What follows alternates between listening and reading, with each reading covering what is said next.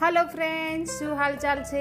એકદમ મજામાં હશો તો આજે આપણે 3 ટમેટામાંથી એકદમ મસ્ત એવી રેસીપી બનાવીને તૈયાર કરશું અને એકદમ સ્વાદિષ્ટ અને બધાની ફેવરેટ હોય છે આ રેસીપી, તો ચોક્કસથી બનાવજો ફ્રેન્ડ્સ, બહુ મસ્ત એવી બને છે। ચાલો આપણે બનાવવાનું શરૂ કરીએ। તો અહીં આપણે સૌથી પહેલાં 3 ટમેટા લઈ લેવાના છે અને તમારી પાસે જો વધારે હોય અને તમારે વધારે ક્વોન્ટિટીમાં બનાવવી હોય તો તમે વધારે ટમેટા પણ લઈ શકો છો। ટમેટાને આપણે ધોઈ લેવાના છે અને આ રીતે એક કુકર લઈ લેશું। કુકરની અંદર આપણે આ રીતે 2 ભાગમાં ટમેટાને કટ કરી લેશું। તમે આખા પણ રાખી શકો છો, પણ આ રીતે આપણે ચેક કરીને જ ટમેટાને એડ કરશું, જેથી ઘણા ટમેટા સડેલા હોય તો આપણને ખ્યાલ આવી જાય। 1 ગ્લાસ જેટલું પાણી એડ કરીને આપણે કુકરનું ઢાંકણું છે તે બંધ કરી લેશું। હજી સુધી મારી ચેનલને સબસ્ક્રાઈબ ના કરી હોય તો કરી લેજો ફ્રેન્ડ્સ। કુકરને આપણે ગેસ ઉપર ચડાવી દીધું છે। 2 સીટી વાગે એટલે આપણે જોઈ લેવાનું છે આ રીતે।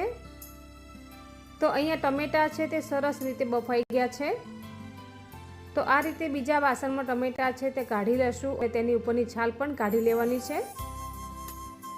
અહીંયા આપણે ટમેટા છે તે આપણે એક મિક્સર જારમાં એડ કરી લેશું।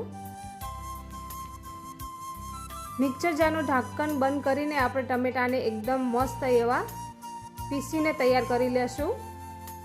તો એકદમ સ્મૂથ ગ્રેવી આપણી તૈયાર છે। એક વાસણમાં કાઢી લેશું।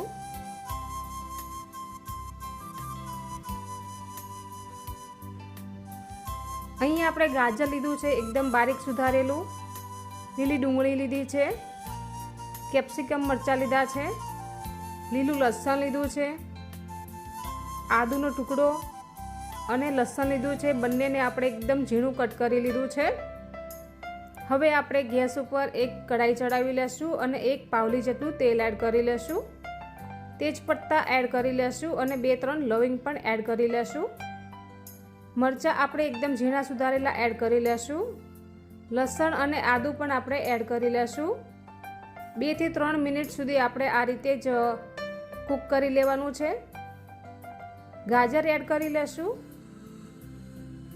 લીલું લસણ એડ કરી લેશું, લીલી ડુંગળી એડ કરી લેશું। આ બધી જ વસ્તુ આપણે એકદમ બારીક સુધારેલી છે, એકદમ ઝીણું સુધારીને તૈયાર કરેલું છે। 2-3 મિનિટ સુધી આપણે આ રીતે જ કૂક કરવાનું છે। સરસ રીતે કૂક થઈ જાય પછી જ આપણે ગ્રેવી એડ કરશું। તો અહીં આપણે ટમેટાની પ્યુરી છે તે એડ કરી લેશું। બરાબર ચલાવીને મિક્સ કરી લેશું। સ્વાદ અનુસાર નમક એડ કરી લેશું। 1 ટીસ્પૂન ખાંડ એડ કરી લેશું। ખાંડ આપણે વધારે નથી એડ કરવાની।